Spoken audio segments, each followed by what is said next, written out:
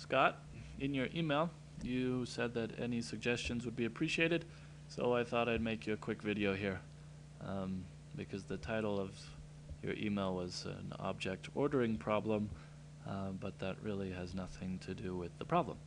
So what I'm going to do is open up the object manager here, and most of this duplicated stuff is on layer 2, so I'll just get rid of that. Go to, layer 1, and then just keep layer 2 here. We'll bring that up into here where it should be, and then zoom in. We can see the faint outline of your white S there. Okay, so you said that the S won't fill in. Well, if we grab this piece of white S, fill it in with white,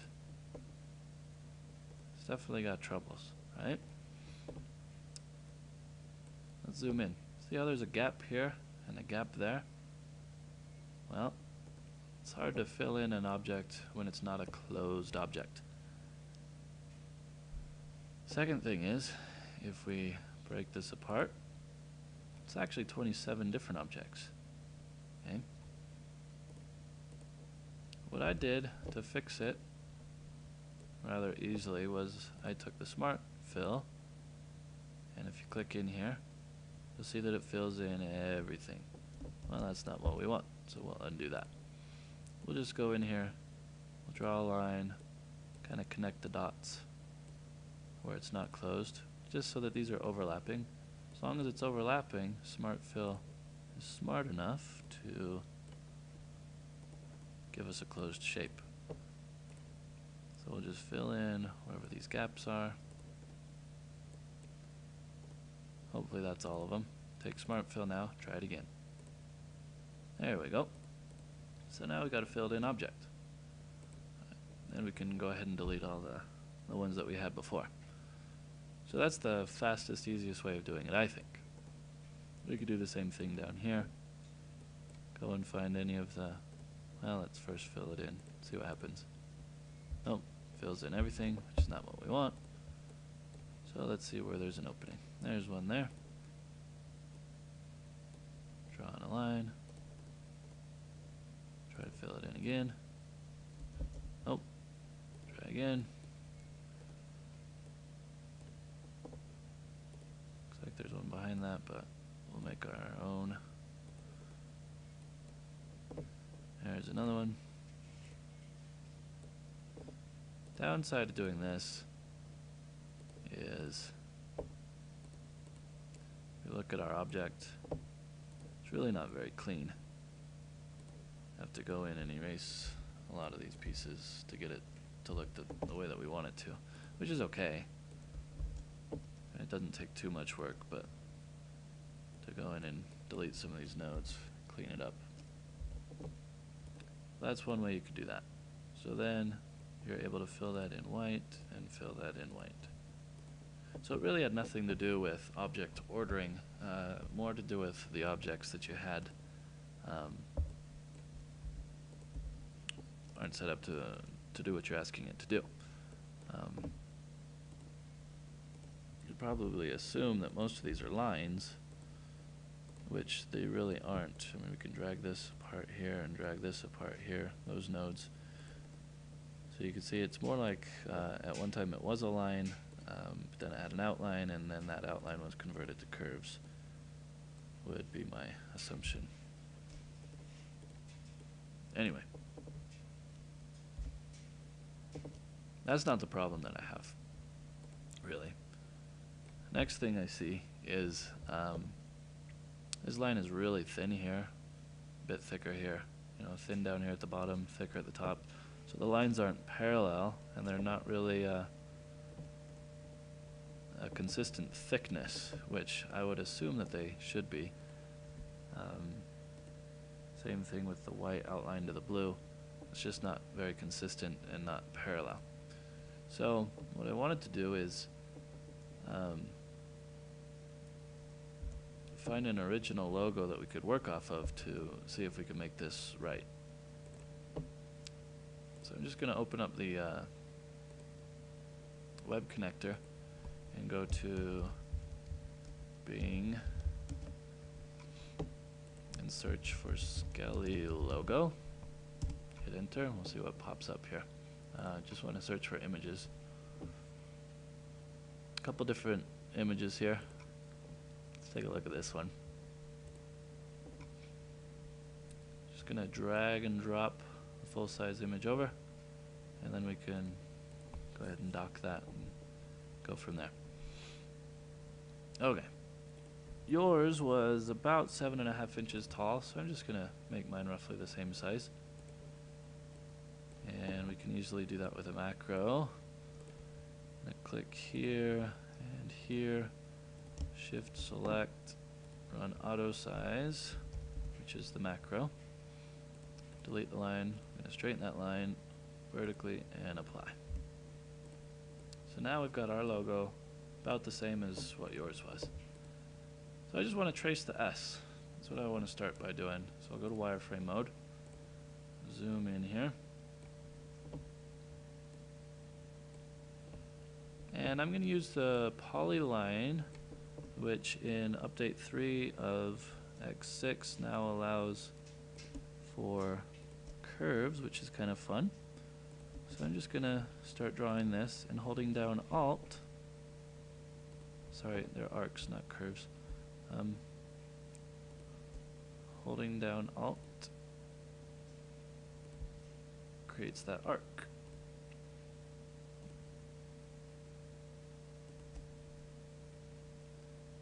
Just clicking around.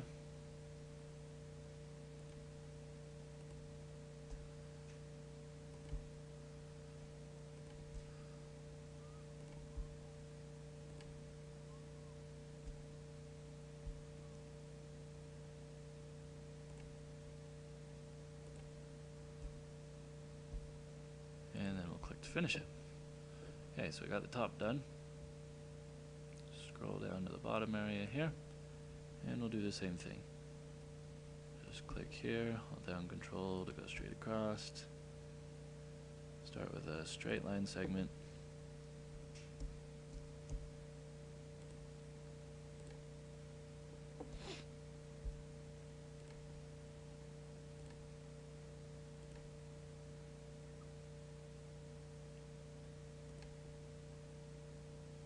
And I'm just holding down Alt while I go around this for almost the majority of the sections, since it all seems to be curved.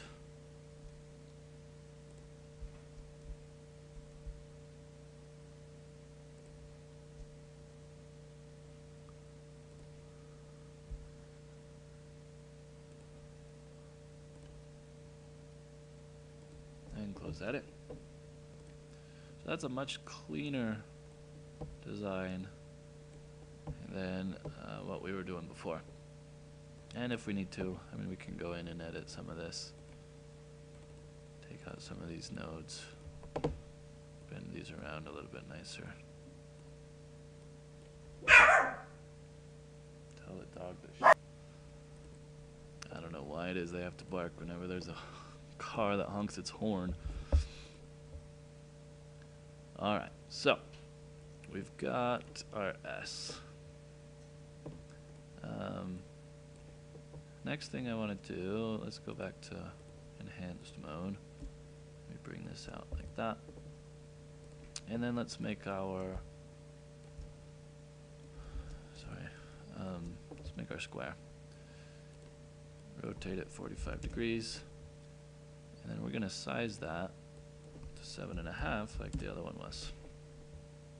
And then maybe I'm going to combine these two pieces of the S, center that on the S, give us a good starting point. Okay.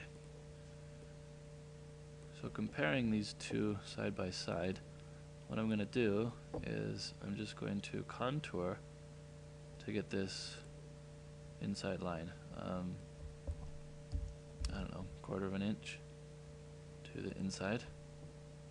Looks a bit too big, so let's just click down until it's something we can live with. Alright, that looks good. And then I'm going to break that apart and do it again with the inside one this time. Now this line doesn't seem to be as thick as the red one, so we'll do it to the inside again, but maybe not as, maybe not as big. Something like that. Break that one apart again. Okay, now we've got this part here. We're going to do the same thing to create that. Just going to do another inside, and it's not as thick as the rest, so we'll just do that even thinner. And then break that apart. Okay. And then it looks like we've got some straight lines across here. You could just grab a line, I suppose.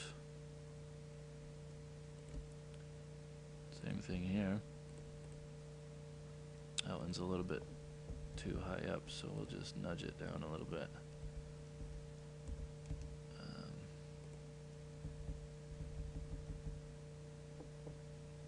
About there. About there. Stretch it. Okay. Now we're just going to delete everything we don't need, and we'll just use virtual segment delete to do that. Just grab these here.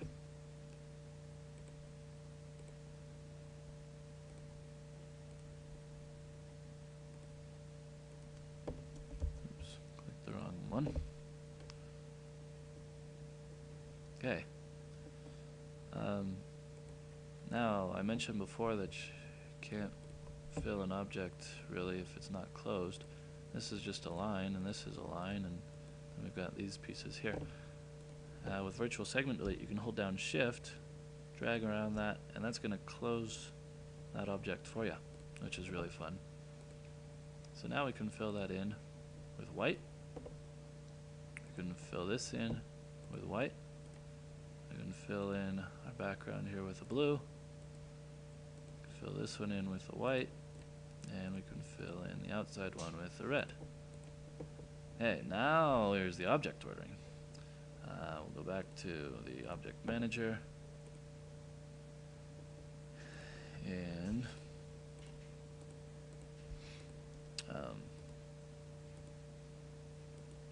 here's our curve. Bring that one up to the top. Now we can see it. Last thing we need to do, I guess, is text. And just use yours. Bring that over here. Bring that to the front.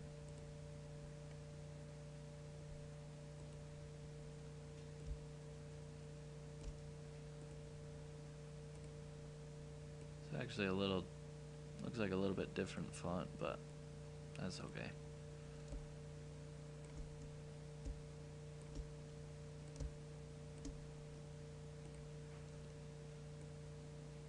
Theirs is a bit more bold too. So I'll just bold that here. Maybe do it a couple times. There we go. Skelly.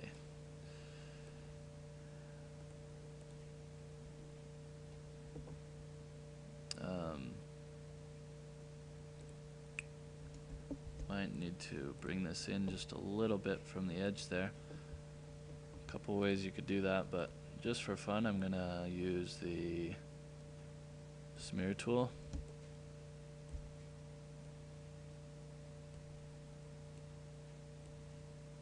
And just bring it in that way.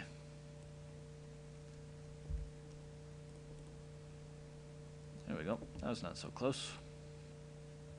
So if we compare those two, they're not too shabby. And if we look at it, it's pretty simple. So we'll delete all this other stuff that we no longer need. Not sure why you need those crosshairs, but we will keep those for you. And let's just group this, center it on the page, and we're good to go.